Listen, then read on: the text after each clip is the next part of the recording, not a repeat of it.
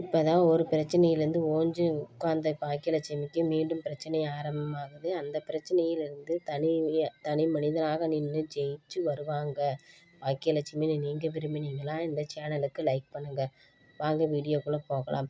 இந்த ரெஸ்டாரண்ட்டை சுதாகருங்கிறவர் கேட்க வர்றப்ப அவங்க தர முடியாது.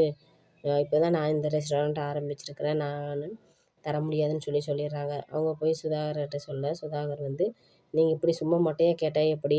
நீங்கள் நான் பணத்தை கொடுக்குறேன்னு சொல்லணும். எவ்வளோ பணம் கேட்டாலும் தரேன்னு சொல்லியிருக்காங்கன்னு சொல்லி கேட்டு வாங்கணும். ஆனால் நான் ஒன்றும் ஆசைப்பட்டுட்டேன், அதை அடையாமல் விட மாட்டேன், அதை அடைஞ்சே தீருவேன் அப்படின்னு சொல்லி சுதாகர் சொல்கிறாரு. இதை கேட்டு திரும்பவும் ஈஸ்வரி ரெஸ்டாரண்ட்டுக்கு வர்றாங்க. பேசுகிறப்ப எலினும் பாக்கியாவும் பேசிகிட்டு இருக்காங்க.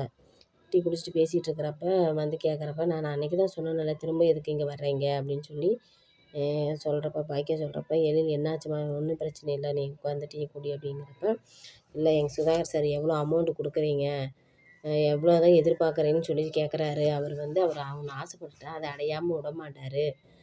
இப்போ தான் நீங்கள் ரெஸ்டாரண்ட் ஆரம்பிச்சிருக்கீங்க, அவங்க நிறைய ரெஸ்டாரண்ட் ஆரம்பிச்சிருக்காரு. அதனால் இந்த ரெஸ்டாரண்ட் மேலே அவங்களுக்கு ஆசை வந்துருச்சு. அதனால் இந்த ரெஸ்டாரண்ட் அடைஞ்சே ஆகணுன்ட்டு இருக்காங்க. உங்களுக்கு எவ்வளோ அமௌண்ட் வேணாலும் சொல்லுங்கள், நாங்கள் தர்றோம், நாங்கள் அதுக்கு தயாராக இருக்கோம் அப்படின்னு சொல்லிட்டு அவங்க பேசுகிறாங்க. பாக்கியா அதெல்லாம் தர முடியாது, இடத்த காலி பண்ணி போங்கன்னா போயிடணும், இல்லாட்டி நான் போலீஸுக்கு இன்ஃபார்ம் பண்ணுவேன், எனக்கு சும்மா குடைச்சல் கொடுத்துட்டே இருந்தீங்கன்னா நான் போலீஸுக்கு சொல்லிடுவேன்னு சொல்லிட்டு பாக்கியா சொல்கிறாங்க. எழிலும் பேசுகிறாங்க. எழில் அவங்க அம்மா நீ எதுவும் பேசாத, நான் பேசிக்கிறேன் அப்படின்ட்டு நடக்கிறாங்க. திரும்பவும் போயிடுறாங்க ரிட்டனு.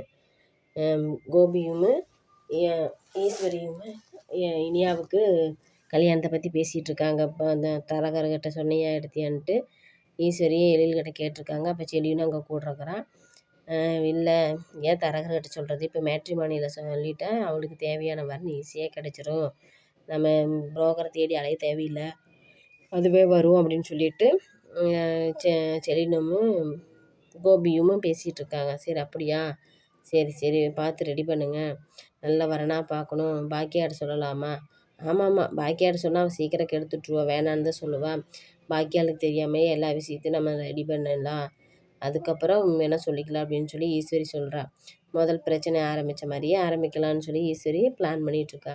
அங்கே ஒரு பக்கம் போக பாக்கியாளுக்கு இந்த பக்கம் ஹோட்டலில் கொடுங்கன்னு சொல்லி சுதாகர் டார்ச்சர் பண்ண பாவம், ஒரு ஆள் எத்தனை அடிதான் தாங்குவாங்க. இப்போ சுதாகர் நேரடியாகவே வீட்டுக்கு வராரு. கேட்குறாங்க.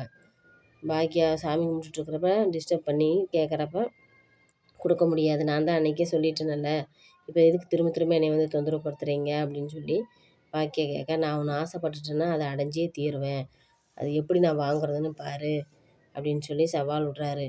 நான் எனக்கு 5 கிலோமீட்டருக்கு ஒரு ரெஸ்டாரண்ட் ஓப்பன் பண்ணணுன்னு நான் ஆசைப்பட்டுட்டேன், அந்த இடத்துல உங்கள் ரெஸ்டாரண்ட் இருக்குது, அதனால் இந்த ரெஸ்டாரண்ட்டை நான் வாங்கியே தீருவேன், எப்படி வாங்குறேன்னு மட்டும் நீ பாரு அப்படின்னு சொல்லி சொல்கிறப்ப, நீங்கள் பல ரெஸ்டாரண்ட் வச்சுருக்குறான், நான் ஒன்றும் ரெண்ட்டுக்கு வச்சுருக்கேன், இது நான் சொந்த காசில் வாங்கினது, கஷ்டப்பட்டு உழைச்சி வாங்கினது, அதனால் அதை நான் விற்க முடியாது, நான் அங்கே தான் இருப்பேன் அப்படின்ட்டு பாக்கியா சொல்ல, நீ முதல்ல இடத்த காலி பண்ணி போனேன்னா எனக்கு அதே சந்தோஷம் அப்படின்னு சொன்னானியா.